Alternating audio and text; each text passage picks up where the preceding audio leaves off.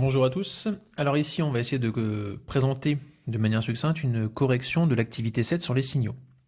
Donc, je vous laisse reprendre tout le début, d'accord, c'est-à-dire toute la partie document, hop, d'accord, avec l'explication de l'électrocardiogramme, des ventricules, d'accord, avec leur passage, donc où ils se remplissent de sang, les parties où ils se vident de sang, d'accord, ce qui permettra justement de répondre aux questions suivantes. Donc si c'est pas fait, mettez pause, faites la lecture du document, essayez de le comprendre, travaillez-le et revenez seulement maintenant après sur la correction. Donc il est question ici, donc, quelle est la grandeur mesurée sur un électrocardiogramme? Grandeur mesurée, c'est-à-dire on cherche quelles sont les choses mesurées par un électrocardiogramme. Puisqu'il doit donc défiler dans le temps, et on le voit ici, on a des secondes, donc c'est-à-dire qu'on a travaillé sur le temps. Nous, ce qu'on veut, c'est mesurer. C'est-à-dire ce que l'on fait, c'est qu'on en cherche à identifier ces mouvements du cœur. Et ces mouvements du cœur, on les a fait apparaître avec ici une échelle qui est en MV. Pour rappel du collège, MV, ça signifie millivolts. Et donc, si on est en millivolts, le nom qui est donné à cette grandeur, et non pas l'unité que l'on cherche, la grandeur, c'est ce qu'on appelle la tension.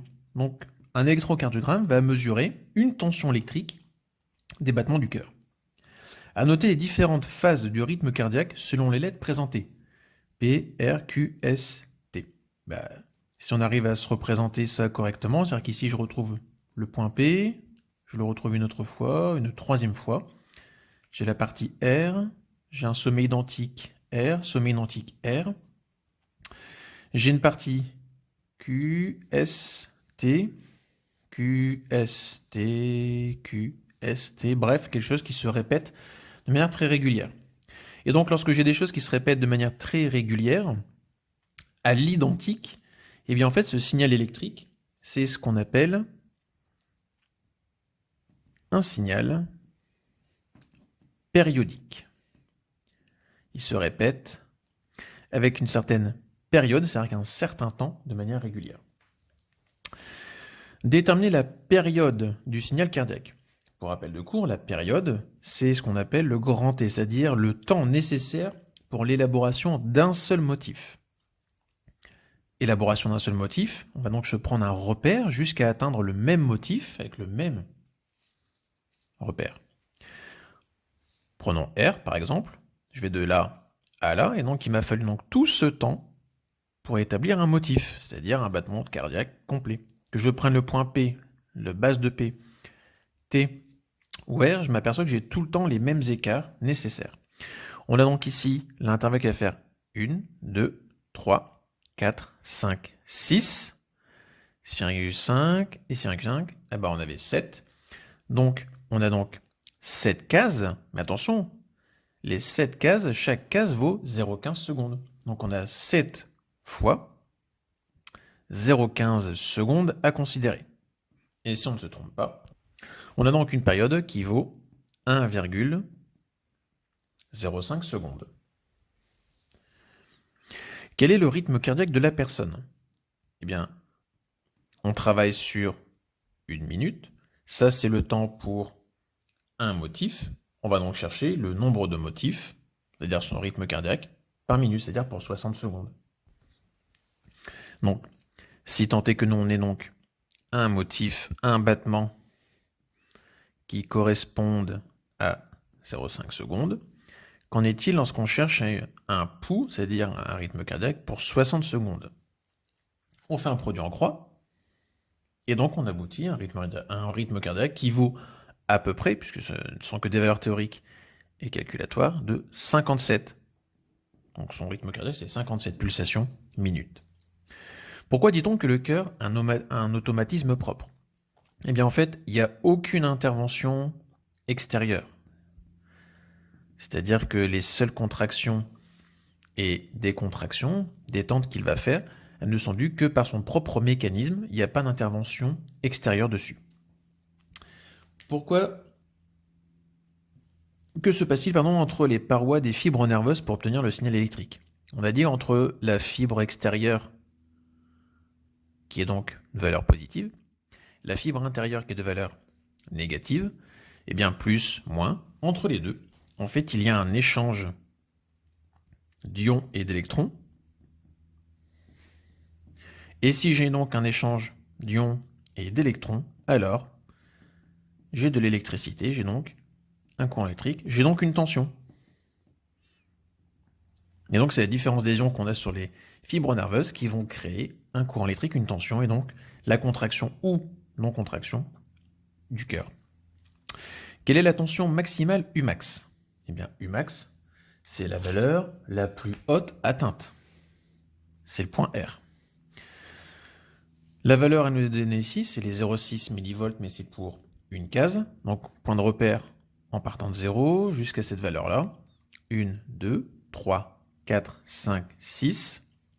6,6 à peu près. Donc, on a 6 cases,6 fois chaque case qui vaut 0,6 mV. On a donc 3,96 mV pour la tension Umax. C'est-à-dire que notre corps a besoin d'électricité pour fonctionner, mais avec une tension minimale. Le document 2, la deuxième partie de l'activité, elle traite des sons, des ondes sonores, et ce qui renvoie effectivement au cours, surtout au cours vidéo. Si vous ne l'avez pas vu, je vous invite à le faire. Pareil, mettez pause, allez consulter la vidéo et revenez ensuite faire l'exercice. Donc on a à traiter donc, les différents sons qui sont produits par différents instruments, et aussi en fonction, enfin, la note qu'ils vont jouer. On aura donc déterminé les fréquences des sons qui ont été joués par différents instruments, compléter le tableau et donc en déterminer quelle est la note jouée. On a donc le premier motif, donc on a un signal parfait, donc ce qui semblerait pour les connaisseurs un diapason. On a besoin donc nous du temps. Donc c'est-à-dire le temps, c'est le temps qui espace deux éléments d'un même motif avant qu'ils ne se répètent. Donc ici, ce qui m'arrange pas pour ce motif, c'est qu'il tombe en plein milieu. Par contre, si je prends ce repère-là, ben, je m'aperçois qu'il se répète constamment et donc je peux effectivement prendre les deux sommets ici. On a donc deux cases qui valent chacune 1 milliseconde. Alors, pour faire un brouillon, je vais dire que mes périodes, je vais les nommer ici. Et donc 2 fois 1 milliseconde, c'est-à-dire que pour le premier, j'ai donc une période de 2 millisecondes. 2 millisecondes, il faut que je fasse la fréquence. Pour rappel du cours, une fréquence, c'est 1 divisé par t. Sauf qu'attention, le temps, il faut le mettre en secondes. Maintenant qu'on a donc la formule, qu'on doit faire attention à nos conversions d'unités, si on fait bien 1 qui est divisé par donc 2 10 puissance moins 3, on va éviter de mettre plein de zéros et des virgules, on va utiliser les conversions d'unités avec les puissances, on obtient donc une fréquence qui vaut 500 Hz. Si je joue du 500 Hz, du coup, je peux me référer donc à une note. Le tableau, lui, il s'arrête à peu près 494, ce qui veut dire que moyennant mon erreur de mesure, puisque mes sommets ne sont pas exactement à 2 cases près, je peux dire que c'est normalement, approximativement, un si qui sera joué. On fait la même démarche, du coup, pour le reste de l'exercice. Le motif suivant, je vais le prendre ici. Donc, espacé de là à là, 1, 2, 3, 4, 5 cases à 0,5. Donc, on va donc avoir 2,5 millisecondes. Et 1 divisé par les 2,5 millisecondes, ça nous donne une fréquence de 400 Hz. 400 Hz, si je me réfère au tableau, on est approximativement sur un sol. Le suivant, ce motif, hop, il s'arrête ici, avant de reprendre encore une allure jusque là. Donc, je peux prendre le base, donc avec 1, 2, 3, 4. Et 4 cases à 0,75 millisecondes, on a donc 3 millisecondes qui sont faites. Donc 1 divisé par 3 millisecondes, on aura donc une fréquence qui approximativement vaut 333. On a donc une approximation que la note jouée est un mi. Le dernier, alors on a un motif complètement non habituel. On a ici donc un motif qui peut s'étaler donc sur 1, 2, 3, 4, 4,5 en première approximation, case. Donc on a 4,5 divisions, on a 0,85 millisecondes. Donc j'ai des périodes qui valent à peu près 3,83 millisecondes. Si je fais donc 1 divisé par ma période pour avoir ma fréquence, j'obtiens donc 3,85 10 puissance moins 3. On obtient une fréquence approximative de 261. Ce qui veut dire qu'on est à peu près sur un Do qui serait joué. Peut-on propager un son dans l'espace? Mais comme on l'a mis en cours, c'est non.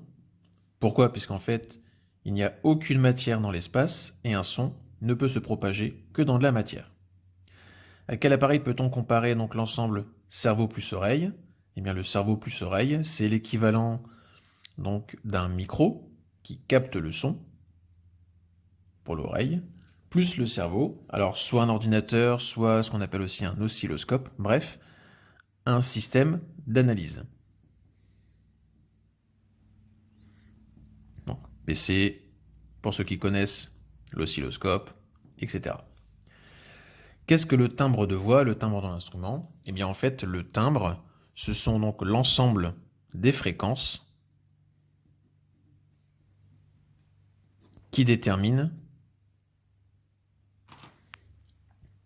son son.